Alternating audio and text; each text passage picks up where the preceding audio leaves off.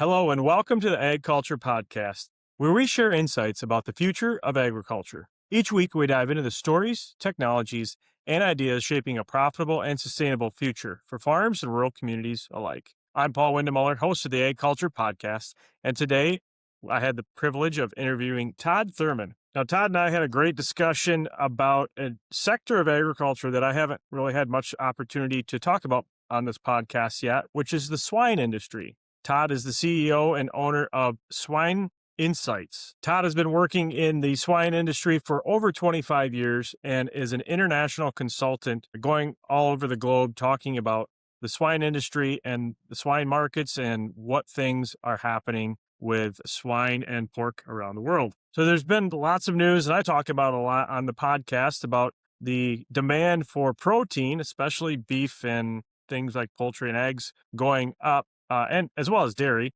but we don't really spend much time talking about pork. So we talked about everything from China's rapid transformation to consolidation and deconsolidation in the swine business and demographic decline globally in a lot of respects that he sees coming up and how that's going to affect pork demand, as well as why Todd believes pork may be the clearest signal of where animal agriculture in general is heading next. Todd's been featured on many other podcasts and is well known in the industry. So I know you're going to get a lot of nuggets, whether you're in the hog industry or any other agricultural sector. There's some really good information and perspective to glean from this conversation with Todd Thurman.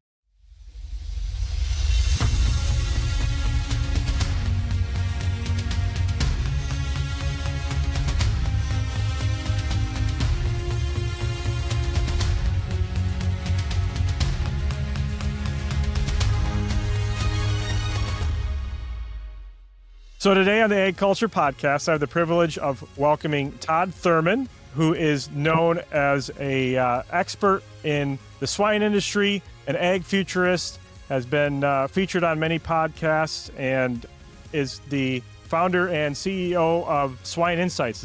So I haven't had a guest on AgCulture Podcast in over 2 years of podcasting, specifically from the swine industry. So I'm really excited. I'm a dairy guy, cattle guy, and seems to be a lot of excitement in the mainstream media around proteins, dairy proteins, cattle, beef, those sorts of things. But I want to hear your perspective on the pork industry and swine in general and how it pertains to that whole excitement around protein. Yeah, I think everybody's pretty excited in the animal protein industry about the potential that we have in front of us. I mean, there's some things converging together that at least in theory should be really good for animal protein. I think how that materializes and how it develops will be really interesting to see. I think as we look at it from a pork perspective, I don't think it's a guarantee that we're going to be amongst the real, beneficiaries of this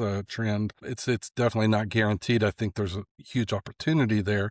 But I think the path is maybe a little bit clear for some of the other proteins as we see some of these trends developing. So I think in a lot of ways, and I've been saying this for a while, a lot of the kind of macro trends that we're looking at in the agriculture industry in general and in animal agriculture specifically, for whatever reason, for actually several different reasons, the pork industry is a bit of a canary in the coal mine. I think we're kind of going through some transitions and facing some challenges that everybody's going to face, but for a variety of reasons, we're kind of facing it earlier. And so some of the other proteins maybe have the opportunity to sit back a little bit and see how we deal with it and maybe make some adjustments when they have to face those same challenges. So with that, if you had to explain the swine market to somebody like me that's a cattle guy, what are the three drivers that you'd point to right now that might separate the pork industry from beef and dairy? I think in a lot of ways it's sort of in the middle, so it's not quite as consolidated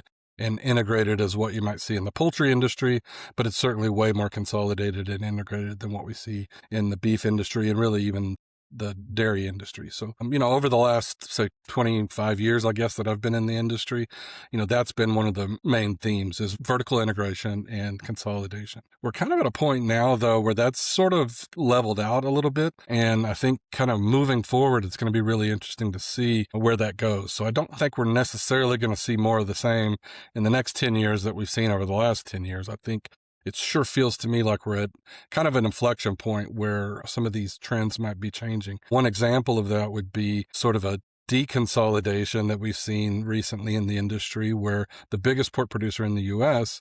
has sold off some of its live production operations to, a separate entity. So whether that's, a trend moving back in the other direction or not remains to be seen, or whether that's possibly just a strategy for that specific business and their unique situation.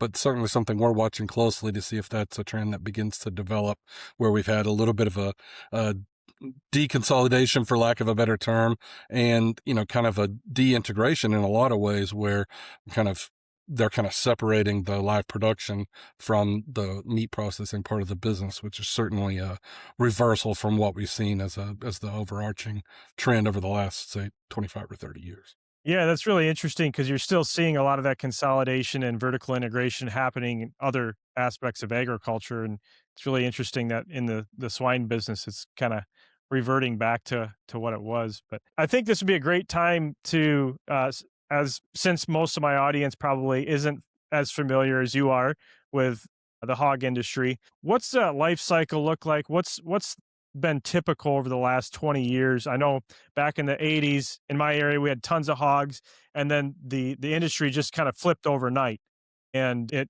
really vertically integrated quickly. So talk to us about the more modern version of what hog production has looked like, the life cycle of a hog, and the different stages of operation. So we have that background as we go through the rest of the conversation. Yeah, so if you go back to the 1990s was a really pivotal decade in U.S. pork production. In fact, I just got back from China, and I spent quite a bit of time talking to some of my clients over there and giving a presentation around the idea that I think China's in kind of a similar transition period to the one that we were in the 1990s. But that was really involved a lot of investment. So a lot of the investment in facilities and new technologies happened in the 90s. And I would say that was sort of the transition point to what we would kind of consider to be the modern pork industry. And that really involved a transition to much larger farms. You're going to hear some trends here that are probably not going to be terribly shocking to you, but trend towards larger farms, towards more specialization.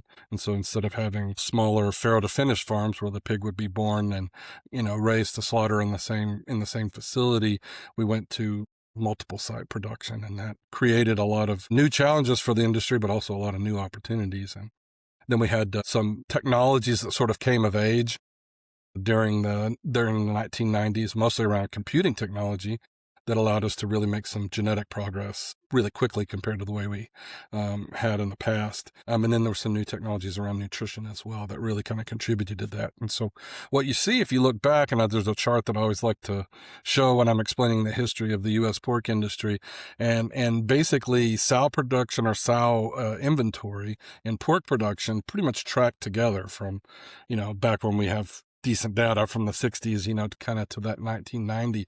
And then you have a huge divergence where the sow inventory just really kind of first levels out and then actually begins to decline. And at the same time, pork production really just exploded. And so what we see now is essentially we're producing a lot more pork with, fewer sows than we did 20 or 25 years ago.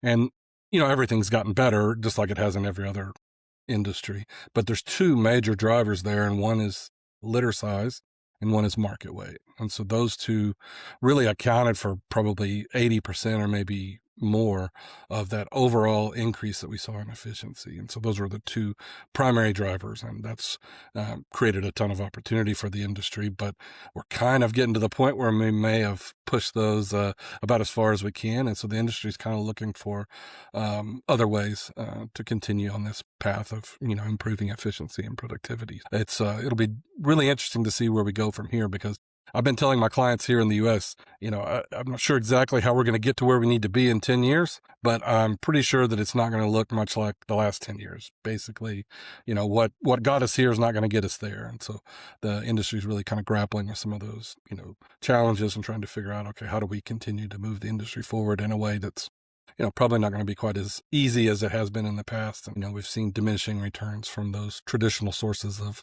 improved productivity. So again, not something that's going to be terribly unfamiliar to anybody else in the animal agriculture industry, but that's sort of where we're at. And we kind of get to this point as an industry where global demand is, not quite as obvious. The opportunity there, the growth rate there is not quite, as robust as it has been. Domestic demand in pork, the reality is it's been pretty flat actually for the last 50 years or so. And so we're seeing slower population growth, not a lot of upside in terms of per capita consumption in the U.S. And now we're starting to see international demand in some really important markets for us start to weaken as well. So we're having to grapple with how do we continue to make these improvements while at the same time come to the realization that maybe that assumption that we always sort of made in terms of kind of ever expanding demand, both globally and here domestically, is maybe not going to be there like it has been in the past. Yeah, and that brings up to the trip that you just had. You said you were just in China, and historically, China's been the 600-pound gorilla in the export market for pork for a really long time. So could you give us a little history on the importance of that market over the past, say, 20 years or whatever it's been that's really been that powerhouse, and then how that's changed? And I know there was a big event that kind of really shifted that not that long ago, swine flu or swine fever that went through. From the data that I saw, was that really that shifting point. So talk to us a little bit about that in the Chinese market. Yeah. So, you look back over history, and it seems like when you need a market, it's kind of materialized. I certainly get that pushback a little bit when I try to express my concern that maybe, that demand that we've always assumed is going to materialize maybe is not going to materialize in the future. That's one of the things I get pushback on, and it's hard to argue with, because if you look back over history, that always kind of seems to have happened. But, my response to that is that was in a context of overall massive population growth at the global level. And so we're seeing a really kind of a macro shift there that makes me concerned that maybe that next market that you need to develop is not necessarily going to be there like it has been in the past. But certainly for the pork industry and for other animal proteins, China was that. I mean, you go back and look at the last 30 to 50 years in China, and you've seen, a really unprecedented historic explosion in both population and economic growth. People are always asking me, what's the next China? And I'm like, there is no next China, right? That may never happen again. It never has happened in the past, and it may never happen again. And so that really confluence of events was a really good timing for the pork industry and for several other agriculture industries here in the U.S. And so it became very quickly a very important market for U.S. pork and obviously for other commodities as well, corn and soybeans and the other animal proteins as well. So, but as you mentioned, the Chinese pork industry is enormous. I mean, I'm not sure, I struggle to come up with an example, that would be comparable in another corner of agriculture, because more than half of the pigs in the world are in China, and more than half of the pork that's consumed in the world is consumed in China. So I'm not aware of any other commodity that has that much global concentration in one country. And so it's a huge market. And it's one of the few places in the world where tiny little slivers of the market share can make a really big difference, right? So when you're talking about an industry that's, almost 10 times bigger than the next biggest industry, which would be the U.S., all of a sudden 1 or 2% market share is pretty good business. That was, kind of the timing was great for the U.S. pork industry. We were really ramping up production. We had pretty, stagnant demand here domestically.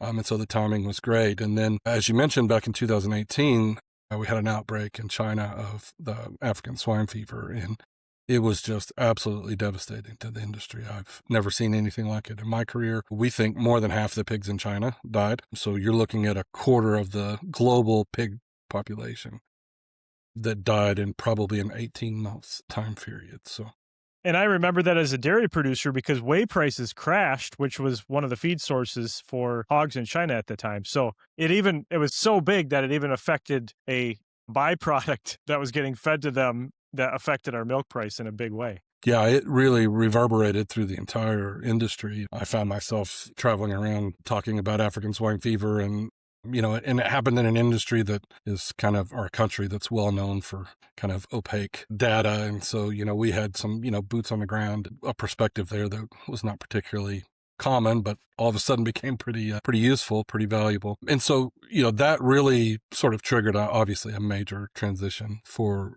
the Chinese pork industry. We shifted to a focus on biosecurity like we'd never had before. There's people like me that had been preaching biosecurity for years and nobody paid attention. And then all of a sudden I got people calling me back and saying, hey, could you come back and give us that presentation about biosecurity again? We're all of a sudden way more interested than we were the first time. So you saw that shift. And then you obviously saw the government sort of took the opportunity to allow that to be a catalyst to kind of create a shift in the pork industry that would, improve biosecurity. And that was always a real political hot button issue for them because there's a long history of small scale backyard pork production. It's a really important part of the culture in China. So, anything that was seen to be, attacking small scale producers would have been a political nightmare. But the ASF thing kind of gave them an opportunity to say, okay, well, the industry is going to have to rebuild. Obviously, maybe we can, without being obvious about it, maybe we can put our thumb on the scale there in favor of the, larger scale producers. And so what we saw there is in the aftermath of ASF, we saw a major shift in the industry, some rapid consolidation. So similar levels of consolidation that we saw in the US, but over the course of 3 or 4 years instead of 25 years. And so obviously that put a bunch of pressure on the Chinese pork industry. But at the same time, we saw the dividends of this better biosecurity start to come through. And so even with some of the genetic challenges with, sourcing genetics, we've seen a really rapid increase in productivity in the wake of ASF. And so that industry has changed almost overnight from an industry that was, still pretty heavily dominated by small scale production just a few years ago to, most of that going away and going from a market where you could almost not lose money, right? It was the government sort of fixed the game in a way that ensured domestic supply, which was of strategic importance to China. And, some of that infrastructure from a subsidy and support standpoint was taken away as part of this transition to consolidation and larger scale production. And so all of a sudden you went from, almost having to try to lose money raising pigs in China to having a pretty massive year of losses throughout 2023. Actually started before that and extended through 2023. You had some pretty devastating losses for the industry and rapid consolidation that goes along with that. So the demand for pork didn't quite come back to pre-ASF levels, which so was there was a lot of surprising to a demand lot of people. destruction during that time. Yeah, a lot of it came back. Obviously, there was a decline there just because the cost of pork and competing proteins was really high. But when everything else kind of went back to normal, we didn't quite get back to those previous levels. And so obviously pork is still a very important part of, Chinese cuisine and cultural, there's a strong cultural component there, but it didn't quite come back. And because of some demographic challenges that we're seeing in China, we don't think that's going to come back. We think they've kind of peaked out in terms of their peak per capita pork consumption, and their population is declining every year. So that's sort of a not particularly good future for demand in China. And so that's why I'm encouraging, anybody in the U.S. or any other exporting country, if your plan is to export a bunch of pork to China over the next several years, I think you need a new plan pretty quickly.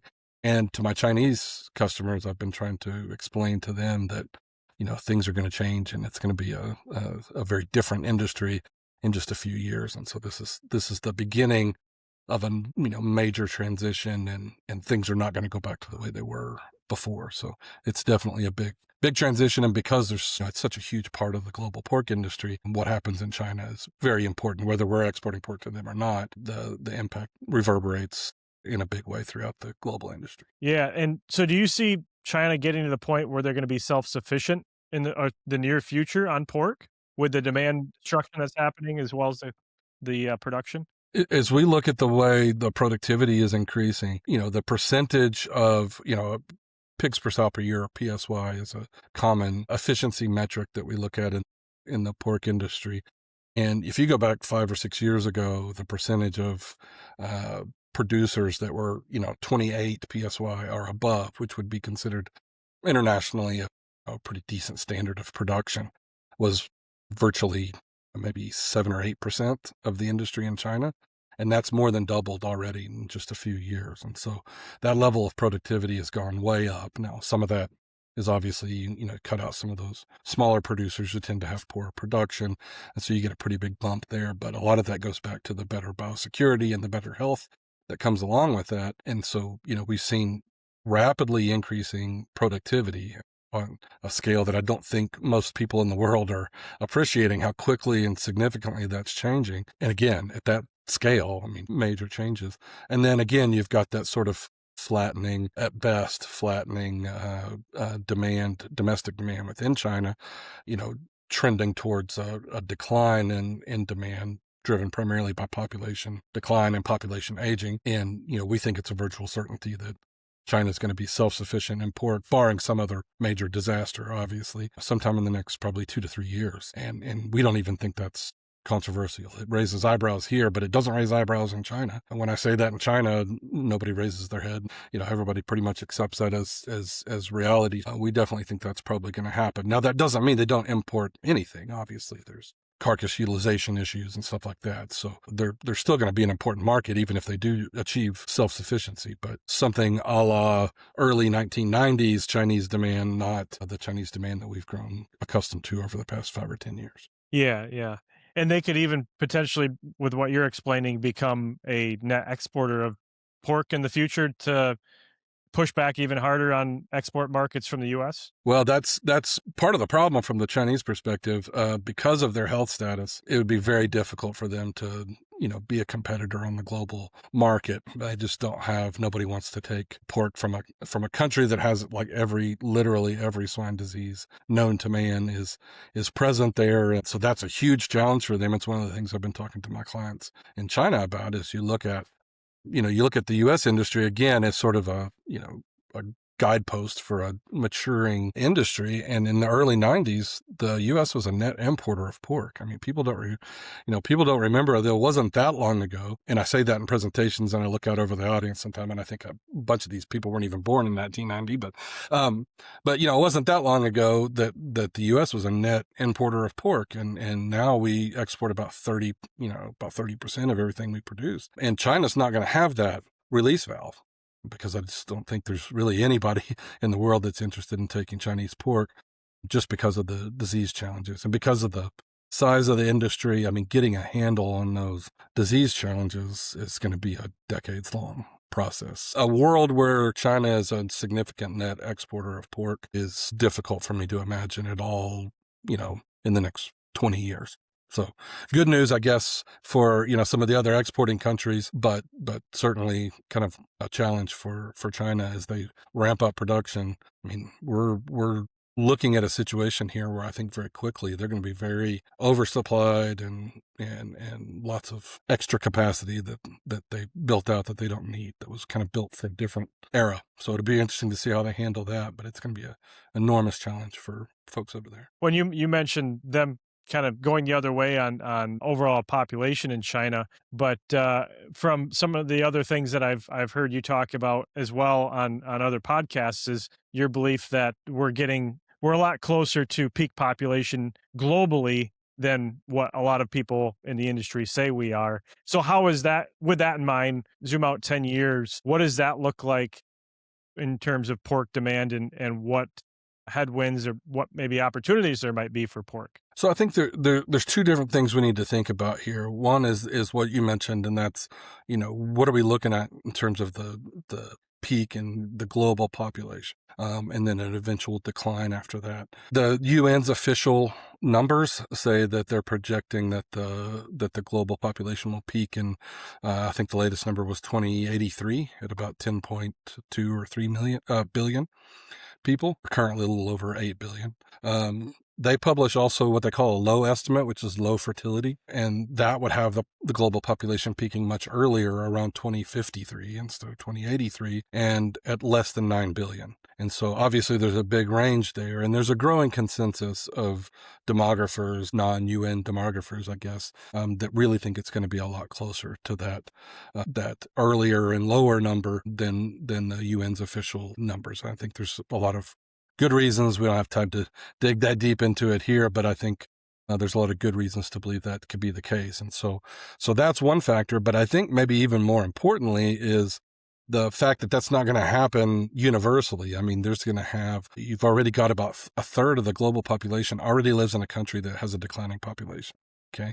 So big part of that is China. They've got 20% of the population, global population alone, and they're declining. But, we're getting really close to a third of the global population is already in a country that's declining. And so where this works out in kind of a challenging manner for the pork industry is that a lot of those places that have been strong traditional consumers of pork are some of those countries that are dealing with those challenges already in terms of declining populations. So you look at the top 20 biggest pork consuming countries in the world, and a lot of them are in East Asia and Europe. And those are the two areas that are dealing most significantly with population aging and population decline. And then you look at the other side and you say, okay, well, there's still some countries out there where there's some pretty rapid population growth that's expected over the next 10 to 25 years. And that's absolutely true. Most of those are in Africa and parts of the Middle East. And so we look at that and we say, okay, well, we're looking over the next 25 years at that region adding about 1 billion people. So we're going to be losing maybe a couple 100 million from these, traditional pork consuming countries, but we're going to add 1 billion people in this region. The problem is for the pork industry, about half of those people are going to be Muslim. And obviously that's a bit of a roadblock for us, to say the least. And then there's the traditional, challenges of, is that demand going to materialize? Just because that population, grows that fast or that population arrives doesn't necessarily mean that those people are going to have the economic resources to upgrade their diet in the same way that those folks in Latin America and Asia have as that economy has developed. So I would consider myself fairly bullish on African demand overall. But I think anybody that's just supremely confident that, some of the political and cultural and logistical issues that have plagued Africa for several millennia now are going to, resolve themselves magically. And you're going to see an expansion of demand a la what we saw in China over the last 30 years. I think you're overly optimistic if you're confident that that's going to take place. So yeah, we've got some areas that we're going to see some growth, but there's some general challenges there that affect all food and agriculture. And there's, again, seems to be a theme. Unfortunately, for me in my industry, there seems to be kind of a theme where everybody's kind of dealing with this, but it's going to be a little bit more challenging and maybe materialize a little bit quicker for the pork industry for reasons that we don't really have any control over. So it'd be interesting to see how that develops as well. Well, thank you once again for listening to another episode of the AgCulture Podcast. And I'm sure you were able to glean some good things from the talk that I had with Todd Thurman. This was part one. We're going to have a second part. We had a really good long conversation and we split it up a little bit. This was more market dynamics and what that looks like in the hog business. And the next episode that I will be airing will be our second part of the conversation that geared more around technology and innovation, and not only in the hog space, but just technology in general and some things that he sees as he's been traveling around the world. So stay tuned for that episode. As always, if you could leave us a 5-star rating and review, we'd really appreciate that, as well as sharing this episode with somebody that you think would get value from it. That's how we grow our audience here at the AgCulture Podcast. And with that, we will see you next week for another exciting episode of the AgCulture Podcast. Thanks for listening.